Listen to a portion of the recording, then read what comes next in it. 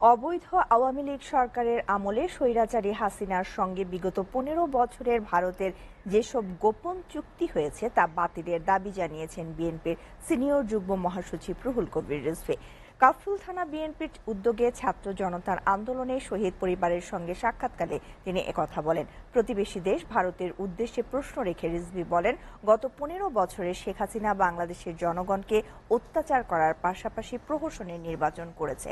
তারপরও তার প্রতি এত দরদ কেন তা ভারতের কাছে জানতে চান রিজভী। তিনি আরও বলেন, বাংলাদেশের জনগণকে সমর্থন না করে একজন গণহত্যাকারীকে সমর্থন করছে ভারত। বিএনপি জনগণের দল, সন্ত্রাসীদের দল নয় জানিয়ে তিনি বলেন, বিএনপি বিগত ১৫ বছরে সীমাহীন অত্যাচার নির্যাতন সহ্য করে গণতন্ত্রের জন্য সংগ্রাম করেছে। শেখ হাসিনা যে সমস্ত অসম চুক্তি করেছে, যে সমস্ত গোপন চুক্তি করেছে, আমাদের স্বাধীনতা সার্বভৌমত্বকে বিক্রি করে এই সমস্ত অসম চুক্তি আপনারা